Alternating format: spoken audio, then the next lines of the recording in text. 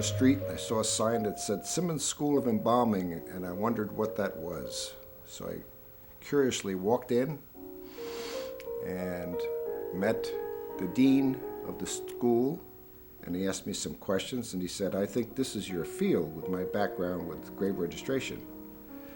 So I walked in, did an interview, came back home and changed my direction and went to embalming school, which was a change of direction for me entirely because I was trying to get into choral directing. My field was music, choral groups, had a perfect pitch for tone, and I was interested in groups of young singers molding the voices together, but I consequently never went that way. So here I am, another direction.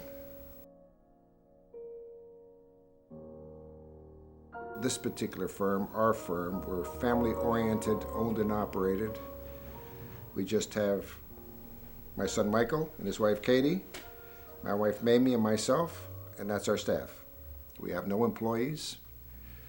We pride ourselves in the fact that we take care of our clients personally and are not involved in any conglomerates who are people that come and take over the industry and prostitute it. So we'll never have that happen here. This is personalized.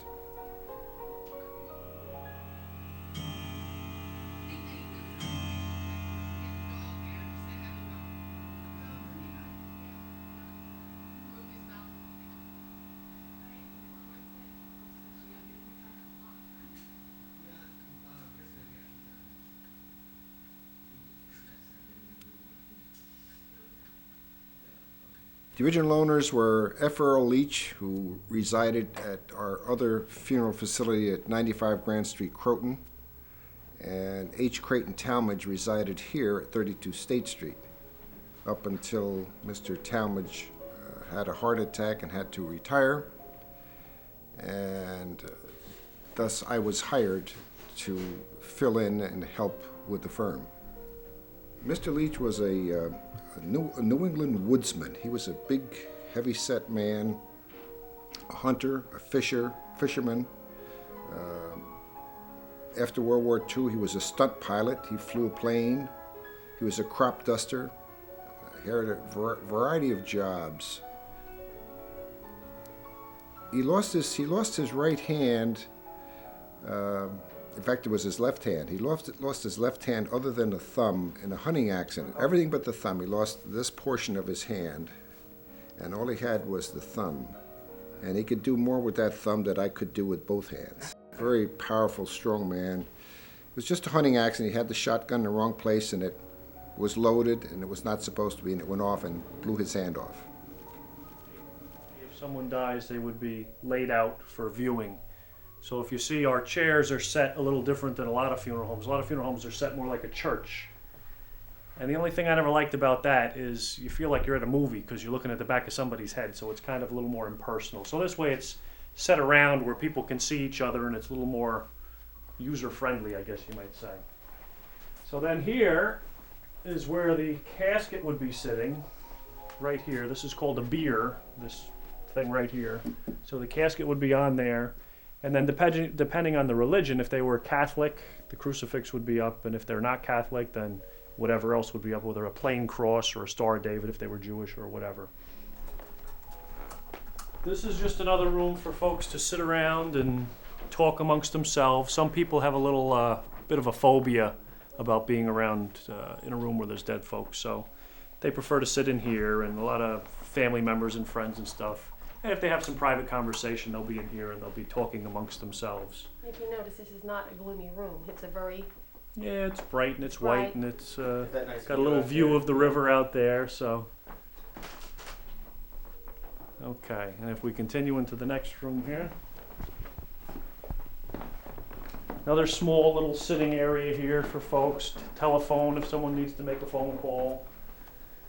And you can see what some of the stuff looks like, some of the decorations that are out, religious theme being that we are religious, so. Now we'll go into what's called the preparation room. If you pan up here, you can see we have to keep stickers on the door They let people know that there's danger in here because it's formaldehyde based, which is what our embalming fluids are, which are proven to cause cancer, so it's not good stuff to be around. But there's none out right now, so you should be okay. Okay. If you look around, you can kind of get an idea of what's in here. This would be my embalming table, which I normally just keep a sheet on when we're not doing anything, but which is just a metal table.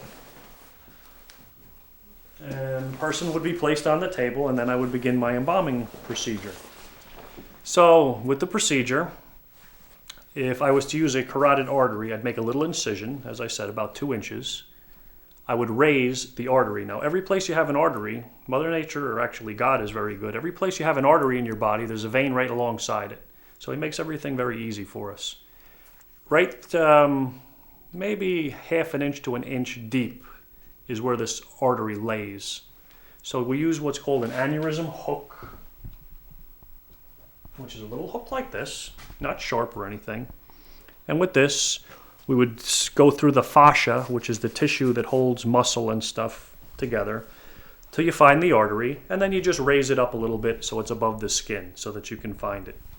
Once we do that, make a little cut through the artery. So if this was your artery, we'd cut through it horizontally just a bit, and inside of the artery place what's called an arterial tube, which is one of these guys with the hair on it. Little arterial tube. So the arterial tube would go into the artery, and then we would ligate it, tie it off with string. Well, I'll pull some down. I don't know if you can get a close-up on that or not, but oops. It's a little bit thicker than thread, a little coarser, similar to like an upholstery grade thread, I would guess. So that's the main one that we use. And then we have different needles. You have an S needle, shaped like an S. And you have a needle like this. So that's for the suturing. Suturing, right. These are for making sure someone's mouth stays closed. What this is called a needle injector.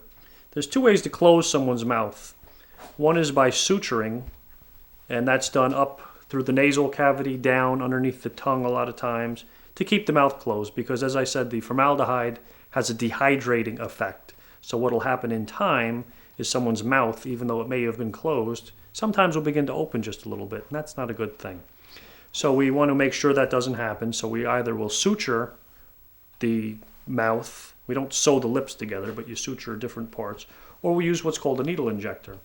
And what this is basically like a tack on the end of a metal string, and that's placed on the upper gum and one on the lower gum, and then they're just twist tied and then folded in behind. This here is the needle injector that does it, kind of like a spring-loaded center punch, makes a clicking noise. And what it is a thing inside that actually drives that tack into the tissue when you squeeze it. Sometimes when you go to a wake, a person looks really made up, and people aren't supposed to look like that. In a woman's case, it's not so bad, but if it's a man and he's wearing makeup, they just kind of don't look right. So we try to avoid that whenever we can. Sometimes it's not possible, depending on what the person dies from.